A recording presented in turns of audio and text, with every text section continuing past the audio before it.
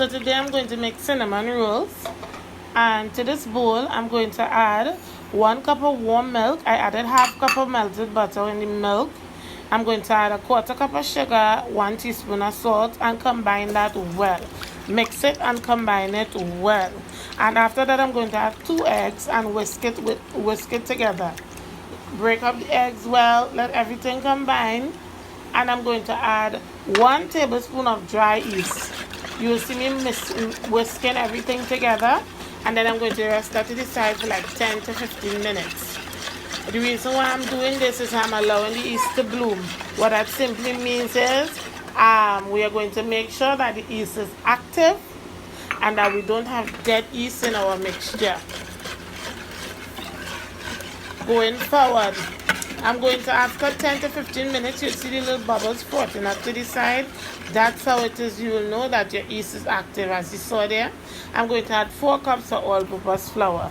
Now you can sift your flour or not. I didn't sift mine, and it didn't have a difference. Everything still came together beautifully. And let me tell you, I really do love this dough. I love this. It was really, really nice. And mixing your dough, you're going to realize that it's sticky to the touch, but don't worry about that. That could be fixed. You're just going to throw it out on a lightly floured surface, and you're not going to use too much flour, because if you use too much flour, you're going to change the consistency or the texture of the dough, and that's not what we're going for. Because as I touch it there, you can see that it's nice and springy and silky. And I'm going to knead for 7 minutes. It's a pull and push motion, pull and push until you see the dough come nice and smooth, and you'll get this silky, elastic to the touch.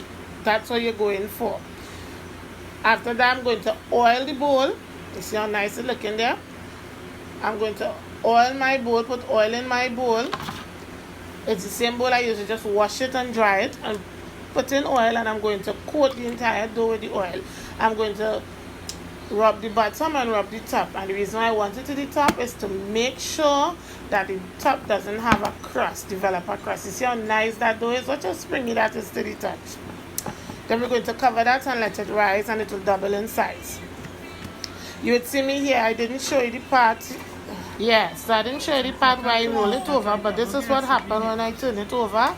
I just pull it into a rectangle and pressed it out into a nice smooth motion. I cut my dough mainly because my surface is short and my trays are not as long as. So I'm using my rolling pin and rolling this out into a nice even dough. And then I'm going to butter my dough, butter the surface of the flour.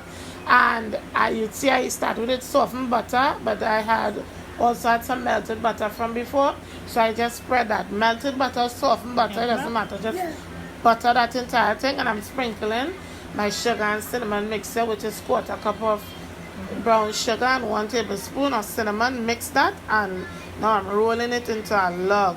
Look how nice that dough touches. Look how nice. Rolling it into a log, and you're going to cut it to the size of your choice.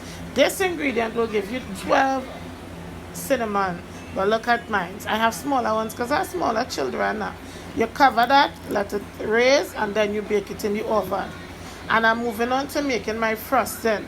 My frosting is simply 1/2 cup of isingly sugar, and I'm going to add 1 teaspoon at a time of milk to combine it until I get the consistency. This is the consistency I was going for. Now you can use cream cheese as a frosting as well, but I just wanted the frosting. After it came out of the oven and cool, you can see how it's looking there, really nice. Cool, I went ahead and spread the frosting up on top of it. Now it's still warm, it's not hot. Spread the frosting on top of it, and just spread it all over and come and look how that looks. So, dribbling. It is such a beautiful dough and a beautiful recipe. It just smothered and melted, tastes so good.